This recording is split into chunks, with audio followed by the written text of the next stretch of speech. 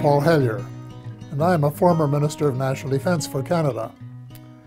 This disturbing message is for the several million Americans and others who were kind enough to listen to the 22-minute presentation at the Citizens Disclosure hearing in Washington in May 2013, and for anyone else who cares deeply about the future of their country and the planet Earth. The U.S. is in grave danger. Strangely, the peril is not from foreign enemies, but from enemies within. So I beg you to listen to a summary of the major problems, followed by some suggestions as to how the U.S. might be recaptured by loyal Americans, to the enormous relief of friends who have been watching helplessly from the sidelines. The stakes couldn't be higher. So I spent the 15 months following the Washington hearing feverishly writing a new book, incorporating what I think every American has the right to know and must know to end the incredible naivety observed at the citizens' hearing. The name of the book is The Money Mafia, A World in Crisis. Most of my friends, both American and Canadian, tend to agree that the world is in a state of crisis. But very few are aware that the problems are not natural phenomena. They have been engineered by a very tiny elite group of rich, ruthless, and power-hungry people who have been deliberately keeping the majority of decent, hard-working taxpayers totally in the dark. The iron veil of secrecy is now nearing the end of its 7th decade. When World War II ended, little attention was given to Operation Paperclip, under which hundreds of Nazi scientists were brought to the U.S., given new identities, and then appointed to important jobs in the military and elsewhere. Some of them would have been aware of UFOs and the ET presence from their experience in working with them in the 1930s.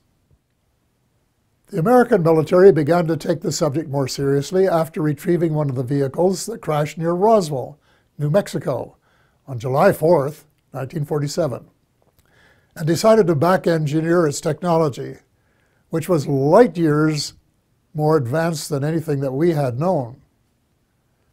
On Tuesday, July the 8th, 1947, at 11 a.m. Mountain Time, Roswell Airfield Commanding Officer Colonel William Blanchard announced in a press release the recovery of a flying disc. That was the truth.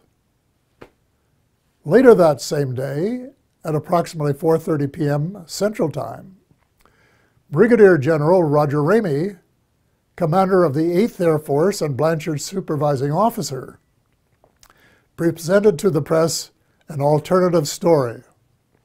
He claimed the Army had recovered a Rowan target device suspended by a neoprene balloon. That was a lie. In fact, it was the cornerstone lie of what was to become a cult of lying and disinformation that is still United States policy today, 68 years later. In my brief address to the Citizens Disclosure hearing, I said that the United States and much of the Western world is ultimately controlled by an unelected, unaccountable cabal. Its apex is the banking and financial cartel, followed by the oil cartel, the CEOs of the largest and most powerful transnational corporations, major intelligence agencies, including the CIA, the FBI, and the NSA, and a major slice of the U.S. military. Their collective power and influence is incalculable, and it is their plan for the U.S. and the rest of us that is so alarming. Their plan is an empire greater in size and power than any empire before it, They call this the New World Order, which, ironically, is the same name Hitler used for the smaller empire he imagined. One sure thing, the New World Order will end all pretense of government of, by, and for the people. It will be a dictatorship of, by, and for a small minority of the rich and privileged elite. Much of its power lies in the privately owned banking system. Why monarchs and politicians allowed a private cartel to become the monopoly supplier of new money, we will never know. But this power is almost absolute and can determine the fate of nations and their people. A system where nearly all money is created as debt, and debt that has to be repaid with interest, but where no one creates any money with which to pay the interest, is a dead end that leaves debtors with no alternative but to borrow the money to pay the interest and go deeper and deeper into debt. It's so wildly absurd that a grade 10 student would only need a few minutes to recognize it as one giant Ponzi scheme. Banks can invest $5 million and leverage it to create $100 million in loans that have to be repaid with interest. In effect, they skim 95% off the top of every loan. That is the reason I call them the money mafia. Monetary reform is the most urgent of all essential reforms, and my book contains a specific formula that the brave Occupy Wall Street protesters could have used to advantage when asked, "But what do you suggest?" What they lacked was the answer to that question. If about 99% of the population don't understand a deception that has been responsible for the Great Depression of the 1930s, the terrible recessions of 1981-82, 1991, and the Great Recession of the 21st century, it's not too difficult to understand why there are so many skeptics about UFOs and their occupants, even though several species have been visiting planet Earth for thousands of years. The crashes near Roswell, New Mexico, that I referred to earlier, were, in a sense, watershed events. In Canada, Wilbert Smith, a senior officer in our Federal Department of Transport, of which I later became minister, wrote a top-secret memorandum to his boss based on information he had received during a visit to our embassy in Washington. The memo, dated November 21st, 1950, read in part as follows. A. The matter is the most highly classified subject in the United States, rating higher even than the H-bomb. B. Flying saucers exist. C. Their modus operandi is unknown, but concentrated effort is being made by a small group headed by Dr. Vannevar Bush. D. The entire matter is considered by the United States authorities to be of tremendous significance. A control group of 12 senior civilian scientists and military officers was established by President Truman. They were known as the Majestic 12, or MJ-12, which issued a memorandum that included how to respond to UFO sightings by saying that they were natural phenomena, such as plasma or swamp gas, or that the observer might have been imbibing too much Jack Daniels bourbon. Nothing could be further from the truth. Under the Eisenhower administration, much of the physical engineering was transferred to underground facilities in Nevada and Arizona. Meanwhile, much of the control was transferred to civilian agencies in order to create plausible deniability as to its existence. When President Eisenhower wanted to take a look at the restricted areas, he was denied access. It was only when he threatened to send in the First Army that it was agreed that he could send 3 confidants to look at the secret areas 51 and S4. They reported that the Roswell vehicle was indeed being back-engineered by United States forces.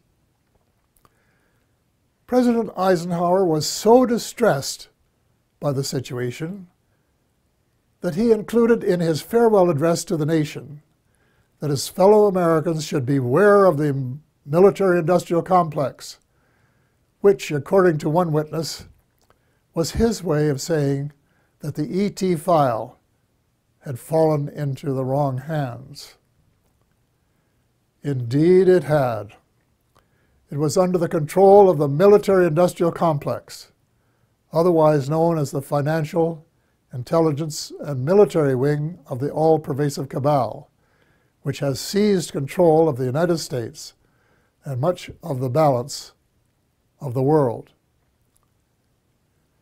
Beginning with Eisenhower, not one of the presidents of the United States has been given completely honest advice by his civil, military, and intelligence advisors, nor fully briefed on the ET presence and technology.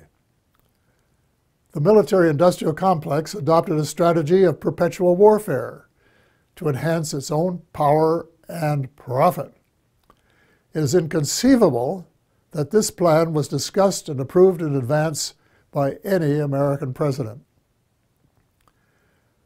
Wernher von Braun, the German rocket scientist who came to the U.S. at the end of World War II, told my friend Dr. Carol Rosen, who worked with him, that they, the military-industrial complex, in order to maintain perpetual war, had to have an enemy.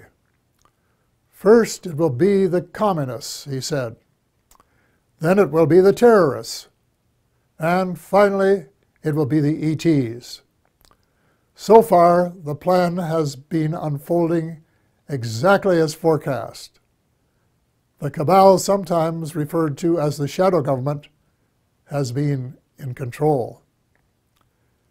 When Sarah McClendon, veteran White House reporter, asked President Bill Clinton why he didn't do something about UFO disclosure, Clinton replied, and I quote, "Sarah, there's a government inside the government, and I don't control it."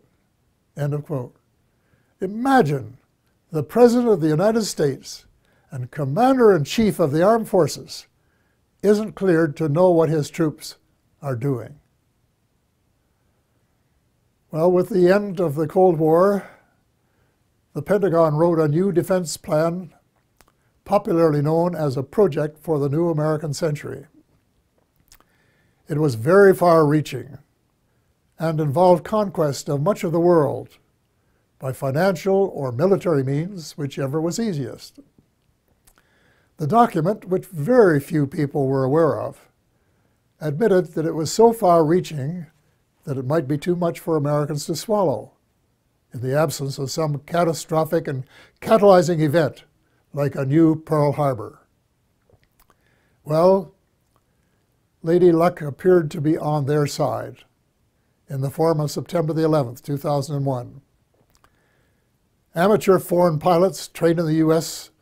allegedly hijacked planes and flew them into the sides of the World Trade Towers 1 and 2, and then into the Pentagon. Later in the day, the buildings collapsed. President Bush declared war on the terrorists and invoked the provisions in the North Atlantic Treaty, under which an attack on any one country is considered to be an attack on all. The reaction was unprecedented since the outbreak of World War II and the later attack on Pearl Harbor. The English-speaking world, in particular, was incensed, and a high percentage of Americans were prepared to nuke the perpetrators. Defense Secretary Donald Rumsfeld soon announced that, quote, "that means war against Iraq," end of quote, even though there was absolutely no evidence of Iraqi complicity, none whatsoever. Although most Muslims had been sympathetic to the U.S. in the immediate aftermath of 9/11, as soon as the bombs started dropping on Baghdad, moderate Muslims by the thousand were so outraged and overcome by hate that they opted for a terrorist response. From that day on, it would be difficult to find a terrorist who did not have "Made in the USA" etched on his or her soul. Now, more than a decade later, the situation becomes even darker as the truth about 9/11 begins to emerge from the burial ground of a controlled press. We find that high officials in the George W. Bush administration knew of the attack weeks in advance and made no effort to prevent it. On the contrary, the evidence points to complicity when we find that not just 2, nor 3 buildings collapsed, nor 4, nor 5, nor 6, but 7. Some, if not all, had been rigged for controlled demolition. But that isn't all. A new weapon of mass destruction was used that reduced the concrete and steel to dust before it reached the ground. If you have any doubts about this, get a copy of Dr. Judy Wood's book entitled, "Where Did the Towers Go?" 500 pages of meticulous evidence. The unfolding story reveals the greatest mass deception in history, with the most universally negative consequences. Far more important than the long lineups for security checks at airports.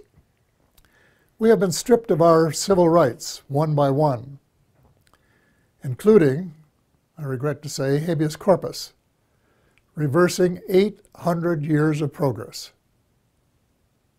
Country was set against country, religion against religion.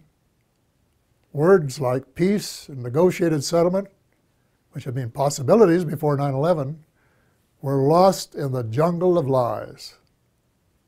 The cabal, also known as the military-industrial complex, was not interested in a just settlement. It wanted perpetual war, and that was what its heinous deception achieved. It also robbed the once great United States of America of its last vestige of moral leadership. Worse, by invoking NATO, it transformed a defense alliance into a US-led task force. And by recruiting former countries from the Soviet Union, an obvious provocation to Russia, it has managed to create rumblings of a new Cold War. The danger lies in the fact that the New World Order is not limited to old boundaries and concepts of empire, and we seem hell-bent toward a third world war, horrible beyond human imagination. It must not be allowed to happen. Almost every president since Eisenhower has been under the control of the cabal, and President Obama, regrettably, has been no exception. Before he was sworn in as a new president, I saw a picture of his economic advisors, and I said, uh-oh, the same old gang who permitted the Bush recession. Nothing will change.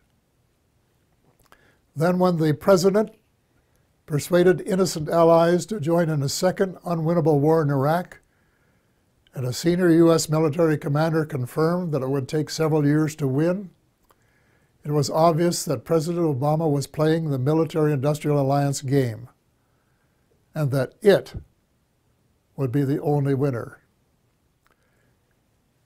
Extreme Islam is an ideology, and it can't be killed by smart bombs. Most ISIS recruits begin as young idealists who are repelled by the way the world is being run and are looking for a better way.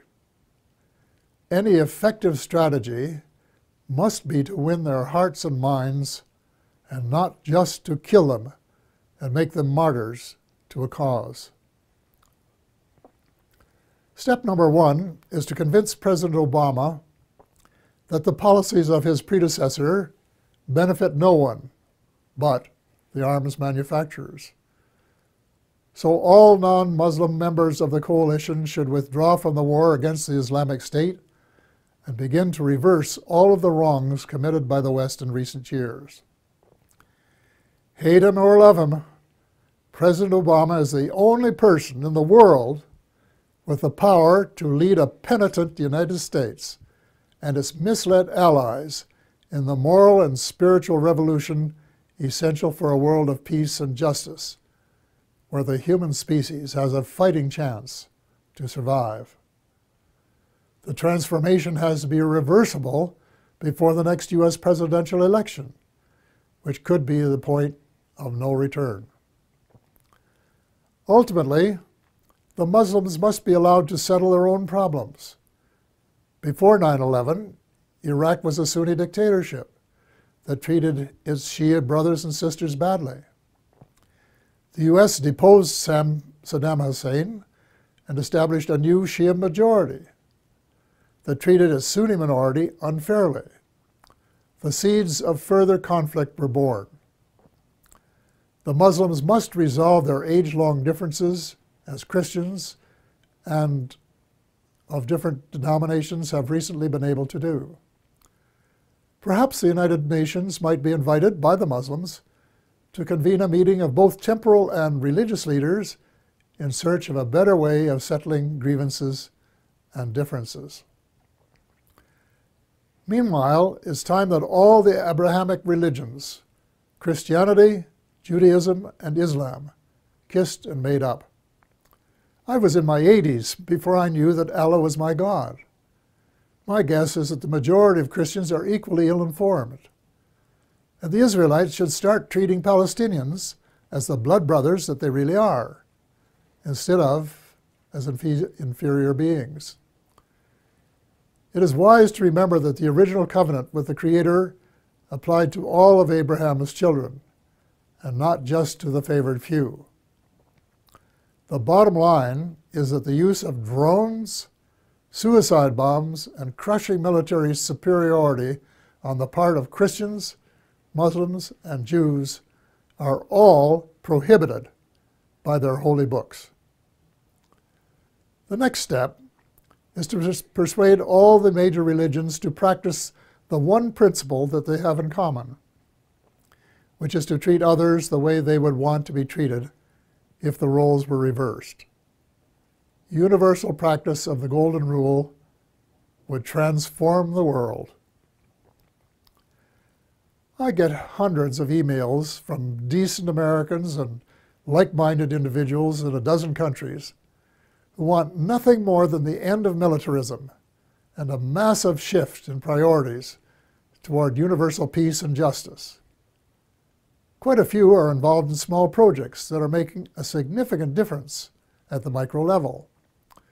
But most of them are realists and recognize that the cabal doesn't want peace and justice. It wants power, wealth, and empire. So what can an individual do in the face of unprecedented power and wealth? The cabal, headed by the banking cartel, has almost unlimited financial power. But we, the people, have the numbers and must combine our limited power to form a critical mass that can move mountains. There is no guaranteed formula, but an educated guess would be that if 5 million decent and determined Americans got a copy of The Money Mafia, A World in Crisis, read it carefully, and then actively supported the comprehensive action plan set out in it, a miracle could happen. Each one of the 5 million would have to write a personal letter to the president, their senator, and their congressperson, demanding action forthwith in each of the critical areas in the same spirit of bipartisanship that would be expected in a war to save the world, which is exactly what is at stake. I am not going to repeat the list of essential reforms here, except for a few key items. The U.S. should play a leadership role in ending the private bankers' monopoly to print money. Actually, it isn't really money, it's just credit created out of thin air, a computer entry, and restore some of the power to the people that is rightfully theirs. President Obama can mint $2 trillion platinum coins to get the ball rolling, while legislation is prepared to take over the Fed and establish a 100% publicly owned central bank, a central bank of the United States. There cannot and will not be peace and justice on earth while the Fed continues to exist. Speaking of justice, if President Obama really wants a place in history as a friend of the 99% rather than the 1%, he can fast-track the Trans-Pacific Partnership into oblivion. Even the name is a lie. There is no way it is a partnership. It should be called the Trans-Pacific Power Grab by a small elite group who want to feather their own nests at the expense of other people's rights to run their own affairs for their own benefit. So the choice is yours, Mr. President, to decide if it will be the people or the cabal. There must be full disclosure of what the cabal and the U.S. shadow government have been doing since World War II. To what extent has the extraterrestrial space and weapons technology been back-engineered? And is it true, as the late Ben Rich, former CEO of Lockheed's Skunk Works, said, and I quote, "We, the U.S., now have the technology to take ET home," end of quote. The extent to which there has been collaboration between the cabal and the ETs. What species? What motives? Were there agreements signed? And if so, were the terms of the treaty or treaties lived up to? To hear the truth emerge after so many years of continual lies and darkness will require either that the National Security Act of 1947 be rescinded or suspended, with a general amnesty so that decent Americans can tell the truth without fear of retribution. A kind of truth and reconciliation process will be required. Then there are the positive benefits that must be pursued. The President must issue an order that would release the secret patents on exotic energy and make them available to the world. The secret technology, in combination with the flexible financial system, will make it possible to convert from an oil economy to a clean economy in 7 years. It will provide billions of new jobs worldwide and help close the ever-widening gap between the haves and the have-nots. Simultaneously, a project should be started to restore our oceans before the food chain has been permanently broken. In addition, worldwide programs of forest preservation and reforestation should help provide the carbon sinks essential for greater stability in weather patterns. Speaking of changing weather patterns, full disclosure should give us a better idea of how much weather patterns have been altered by government tinkering. Due to restraints of time, space, and expertise, my book makes no mention of either chemtrails or the high-frequency active auroral research program known as HAARP. But from what I have heard and read from credible informants, I would say that they are Satan's illegitimate Siamese twins of death and destruction. If so, they should be terminated at once and relegated to the netherworld from which they came. And before the people of the world become aware and launch a $10 or $20 trillion class action suit against the United States Air Force, its contractors, associates, and suppliers. A visit to the battlefields of World Wars I and II in November of last year affected me profoundly. The slogans were everywhere. Never again. We had seen the horror of man's inhumanity to man, which was sordid beyond belief. Yet as I reflected on the real world of today, I thought that the millions who gave their lives had died in vain. Even before the Second World War was over, a group of greedy, self-centered men were plotting the next round, and they have been working assiduously at their plan. The same symptoms of mass unemployment, poverty, and seeking military advantage have been replicated. But the next time, we would start off with weapons of mass destruction just in their infancy then. The next time, it is not just supremacy that is at stake, although there are some who think so. It is the survival of the human species that is at stake. God will not be mocked. We have been given the choice of making our planet uninhabitable, as we have been told some other species have done, or we can move in the opposite direction of peace, love, justice, and cooperation for the betterment of all, rich and poor alike. We have been given a few months, not years, to change course before it is too late. The choice is ours. We are the ones who are destined to write our own history.